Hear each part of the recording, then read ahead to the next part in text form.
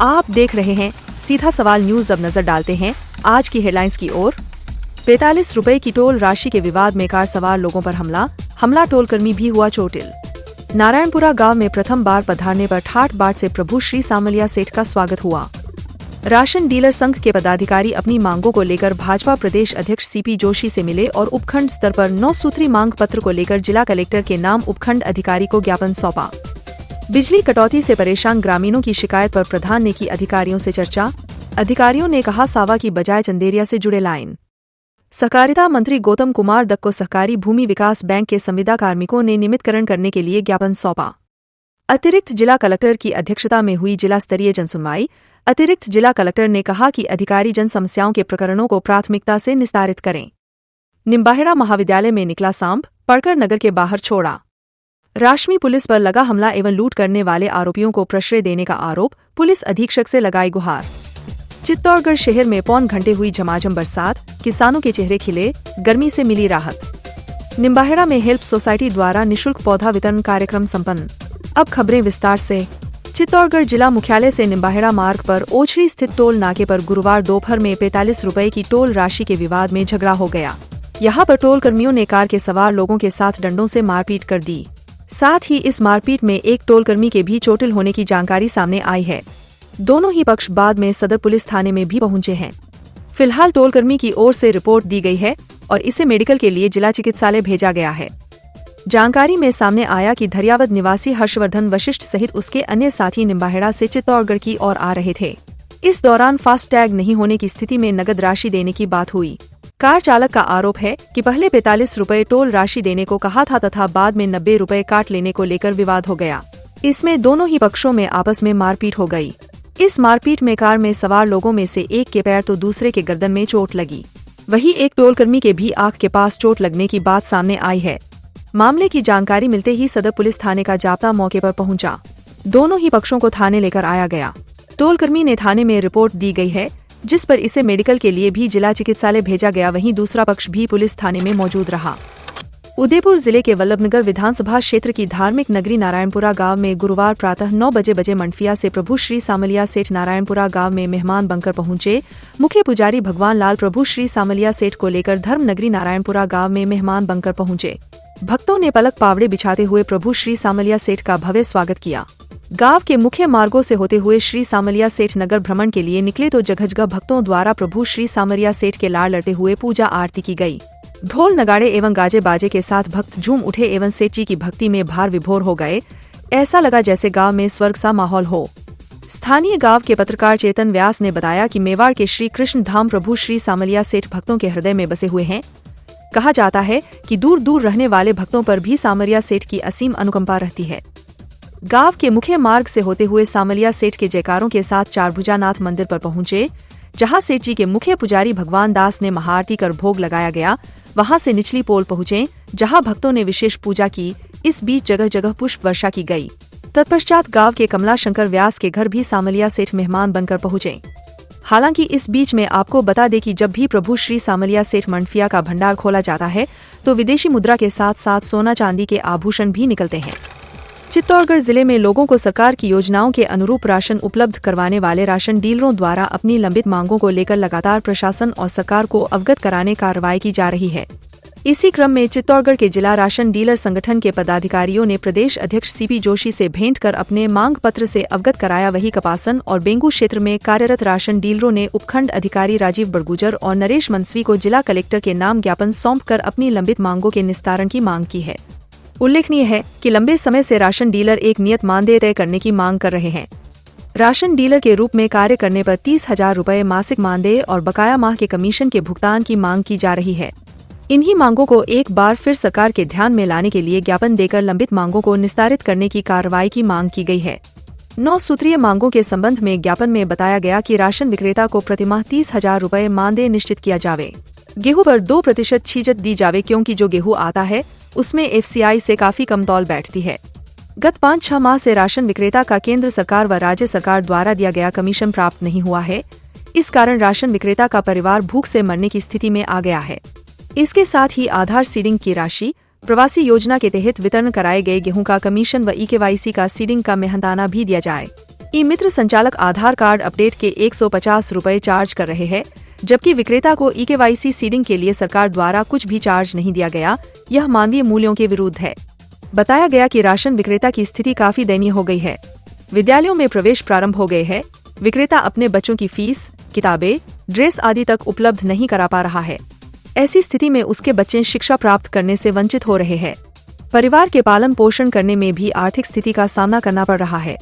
इसलिए राज्य सरकार से बकाया कमीशन 31 जुलाई तक दिलाने की व्यवस्था करें, अन्यथा राशन विक्रेता को विवश होकर 1 अगस्त से वितरण व्यवस्था को विराम देना होगा। जिले के भूपाल सागर क्षेत्र में बीते 5 दिनों से हो रही अघोषित बिजली कटौती की शिकायतों के बाद प्रधान हेमेंद्र सिंह राणावत ने अधिकारियों और विधायक से चर्चा कर समस्या का समाधान निकालने की मांग की है। जानकारी के अनुसार दिन भर खेत में काम करने के बाद जब लोग घरों में पहुंचते हैं तो उन्हें विद्युत आपूर्ति बंद मिलती है। इसे लेकर लोगों ने प्रधान को शिकायत दर्ज करवाई थी। इसके बाद प्रधान ने विद्युत विभाग के अधिकारियों से चर्चा की तो सामने आया कि अजमेर से उन्हें लोड सेटिंग के संदेश मिलते हैं। इसके बाद डिस्कॉम के निर्देश पर विद्युत आपूर्ति बंद की जाती है।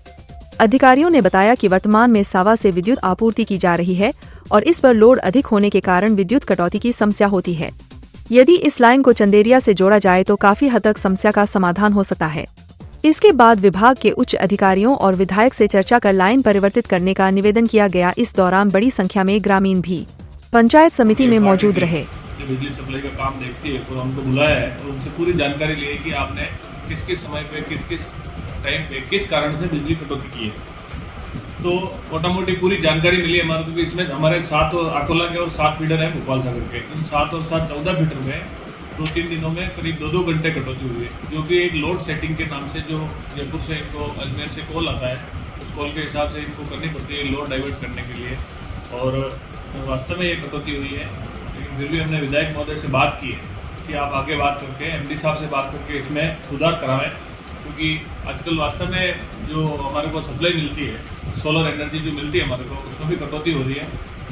मौसम के कारण, बारिश नहीं होने के कारण भी कटौती हो रही है और विंड एनर्जी जो मिलती है उससे हमारा काम चल रहा है। इस तरीके से जो हमने पूरी डिटेल ली है इनसे किस कारण से दी, कुछ जगह जो फॉल्ट आते हैं तो फॉल्ट को सुधारने के लिए इनको भी हमने निर्देश दिए हैं। तुरंत हमने सिंह साहब से बात की, हमारे AC साहब है, उनसे भी आप भी इसमें सुधार करो और इनको राहत, किसानों को, ग्रामीण को, क्षेत्रवासियों को राहत मिले इस समय पे। इसलिए हमने मीटिंग बुलाई है और हमारी मीटिंग पूरी सफल रही है।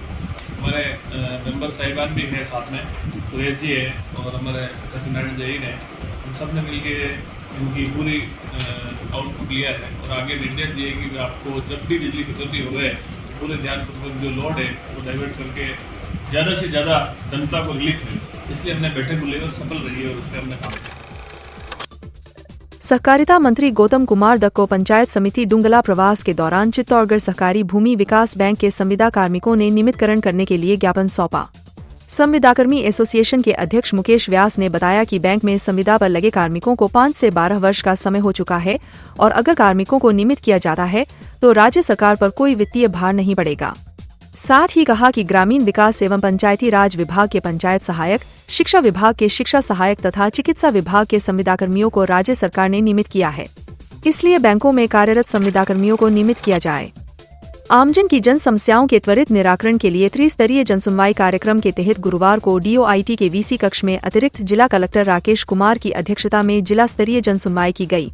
आमजन की समस्याओं का समाधान करने के लिए आयोजित जनसुनवाई के तहत सभी जिला स्तरीय अधिकारी VC कक्ष में उपस्थित रहे। वहीं उपखंड स्तरीय अधिकारी वीडियो कॉन्फ्रेंसिंग के माध्यम से जुड़े। अतिरिक्त जिला कलेक्टर ने एक कर परिवादियों की समस्याओं को धैर्यपूर्वक सुना और संबंधित विभागों के अधिकारियों को आवश्यक निर्देश दिए। जनसुनवाई में जिले के विभिन्न स्थानों से परिवादी अपने अभाव अभियोग लेकर उपस्थित हुए। जनसुनवाई में अतिक्रमण, सड़क निर्माण, पानी, बिजली, सामाजिक न्याय की योजनाओं, भू स्वामित्व, साफ सफाई कार्यों की गुणवत्ता सहित सरकारी विभागों से संबंधित प्रकरणों में आमजन की विभिन्न समस्याओं का निस्तारण करते हुए ADM ने अधिकारियों को नियमानुसार कार्रवाई करने सहित आवश्यक दिशा निर्देश प्रदान किए। उन्होंने जनसुनवाई की सूचना संपर्क पोर्टल पर अपडेट करने के निर्देश भी दिए। निम्बाहेड़ा नगर के महाविद्यालय में स्टाफ रूम में सांप होने की सूचना फॉरेस्ट विभाग के कार्मिकों को दी गई, परंतु वे सांप नहीं पकड़ पाए। इस पर महाविद्यालय द्वारा नगर के स्नेक कैचर सुनील को बुलाया गया। सुनील ने कुछ ही समय में सांप को पकड़ लिया और बाद में नगर के बाहर जाकर छोड़ दिया। चित्तौड़गढ़ जिले के राशमी में थाना क्षेत्र में आने वाले पावली गांव में हुए विवाद के मामले में एक वृद्ध महिला और उसके परिजनों ने चित्तौड़गढ़ पुलिस अधीक्षक कर लिया और बाद में नगर के बाहर जाकर छोड़ दिया। चित्तौड़गढ़ जिले के राशमी में थाना क्षेत्र में आने वाले पावली गांव में हुए विवाद के मामले में एक वृद्ध महिला और उसके परिजनों ने चित्तौड़गढ़ पुलिस अधीक्षक को ज्ञापन सौंपा है। इस ज्ञापन में राशमी पुलिस पर ही आरोपियों को प्रश्रय देने का आरोप लगाते हुए कार्रवाई की मांग की है। जानकारी में सामने आया कि पावली निवासी वृद्धा सीता देवी पत्नी दीपलाल जाट ने एक ज्ञापन सौंपा है।